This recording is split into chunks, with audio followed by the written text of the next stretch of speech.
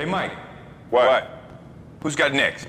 What's good, y'all? It's your man, Hezo. Welcome back to the Blacktop, where I always got next, you feel me? Pathetic, man. That was absolutely pathetic. The performance that I just watched from our guys tonight, man. There's no excuse for coming out like that at home to lose by 20 plus to the Timberwolves, who are, I think, one of the worst offensive teams in the NBA. If I'm wrong on that, y'all can correct me, but I just did not see it happening like this. And to be honest, this probably isn't going to be that long of a recap because there's really not much to recap. So before I dive into the actual recap itself, I want to address something really quick. I know I've been kind of lacking on some of the uploads here and there, some of the recaps here and there, and I do apologize for that. Truly, I do. But y'all got to keep in mind, man, I do work a full-time job. I've said this numerous times. I work a full-time job and I do have a personal life outside of YouTube. I'm planning for a wedding. Like, I do want to spend time with my fiance.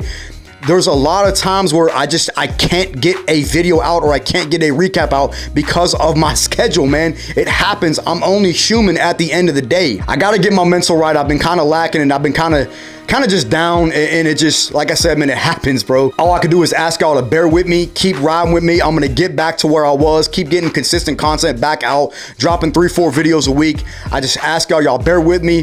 And if you don't understand and you don't, appreciate that or don't respect that, then I'm sorry. I don't know what to tell you. But again, I'm only human at the end of the day. I do have a personal life, man, and I can't always be YouTube. Yes, I want to do this for a career going forward. But until then, I do still work a full-time job. I do still have a personal life. I don't know how much I can stress that. There's been a couple comments on some of my posts that have been kind of negative and everything like that. And I get it. But at the same time, man, like, you got to understand. You got to understand where I'm coming from and my perspective on this, that not always I can get a recap out. There's going to be nights where I just don't have it in me. There's going to be days I just don't have it in me because of my schedule. It happens, man. I'm human. So enough of that, man. I just wanted to get that out the way real quick.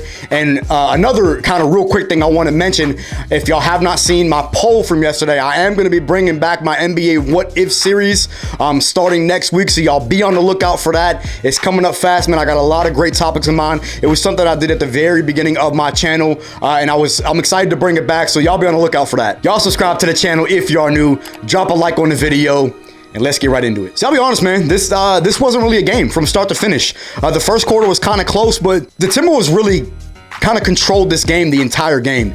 Atlanta kept turning the ball over nonstop, 9 turnovers over the course of like the first quarter and like the first 2 minutes of the second quarter. It was just nonstop turnover. Minnesota was getting into transition, getting into the paint easily, getting easy buckets, and you just can't have that at home. And it was just kind of, again, it was an easy night for Minnesota because nobody stepped up offensively for the Hawks outside of trade. The DeJounte Murray trade just keeps looking worse and worse. Yes, he's had a pretty solid season overall, but when you look at what we gave up, the 3 first-round picks, San Antonio fans are probably laughing at the Hawks right now because we're sitting a game under 500 with about 14 games left, still a number 8 seed, and it just has not really worked out. And that may be something I address going forward in a separate video, but it just hasn't looked great on paper. Well, it has looked great on paper, but it hasn't looked great in the standings and in the performance. DeJounte struggled again tonight, shot like 5 for 16 or whatever it was. He did not have a great shooting night once again. He has struggled really ever since the Portland game. Just hasn't looked good. He's turning the ball over. He had like 5 or 6 turnovers again tonight. Shot poorly from the field, missed a couple free throws. I don't know if it's mental for DeJounte at this point, but he just has not looked good. Atlanta's offense was piss poor the entire night. Like I said, outside of Trey, who had a nice 40-burger, but just couldn't get anybody else to step up. Okongwu did have a nice game off the bench, had a nice double-double. I think he had 16 points and 14 boards. Great game for Double O off the bench. But other than that, there was a lack of production across the board. I look at a guy like Bogey, who I have criticized heavily in the past, and I'm going to continue to criticize because most of y'all are Bogey fans, right? And I get it. Bogey's cool. I don't mind him. But he was out there doing cardio tonight. He shot like 1 for 8 from the field, whatever it was. He doesn't play a lick of defense.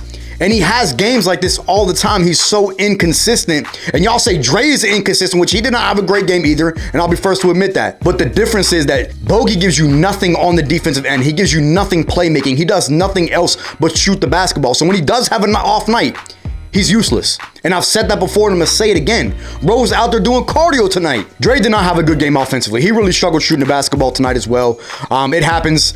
Dre has been kind of struggling recently as well. And it seems like a lot of guys outside of Trey on this team have been struggling. Sadiq even struggled tonight, which he's been incredible. He was incredible against Boston and really was a huge reason why we came back against Boston, even though we ultimately lost the game at the end. But outside of, Trey and Sadiq, nobody has really been great offensively. JC had another piss poor offensive night.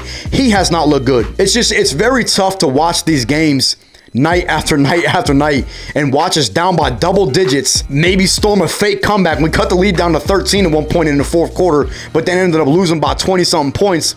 Those 2 threes that Ant-Man hit at the end of the game, Dre was in his ass. Dre was playing excellent defense on that. It was just better offense. Not that it mattered because the game was already over, but even still, man, that's what Dre still brings to the table. And some of y'all already know I'm going to defend Dre to the fullest, man. I was waiting for people to go at Dre on Twitter. I was waiting for it because I was about to clap back. So I normally make notes for every single game that I watch, right? So, so I can make notes for my recaps for, the topics and the points that I want to cover. And y'all know what my second half note said? All Trey. That was it. It said all Trey, because that's all it was offensively, really, for the Hawks. The entire night, not even just second half, the entire night, it was all Trey. Trey was the only source of offense that we had on his floor. Now, he didn't shoot the basketball well from 3, but he still had an efficient game overall, had 41 on the night, and was just getting to his floater time after time after time. But Atlanta just could not get stops. Nobody else stepped up, turning the ball over, and that's ultimately why we lost this game by 20-something points. That's pretty much it, man. I'm gonna leave it there. I don't really have any final takeaways for this game because it was all Trey, turnovers, and piss poor offensive execution the entire ball game, while Minnesota, on the other hand, had other guys step up. Mike Conley had a solid game, had over 20 points. Jaden McDaniels had like 19 points. He shot the ball well. Minnesota's guys stepped up, Atlanta's guys didn't. And that's what it came down to. When you look at this Timberwolves team, they had several key guys out. Obviously, Karl-Anthony Towns is still out. Nas Reed was out. Jalen Noel was out. 3 key rotation, one of them being their star player, was out while we had a healthy team, and we got blitzed and lost by 20-plus points at home. Just a piss poor game, man. There's no excuse for it. You got to come back strong on Friday against Golden State. It is at home again. Once again, we know that the Warriors are not a good road team, so hopefully we can come out with a dub. Y'all leave your thoughts down in the comments on this one, man. And again, not a very long recap because there wasn't a lot to recap for this game because it was all Timberwolves. So we'll see what happens on Friday, man. I'm gonna get out of here. I will catch y'all next episode.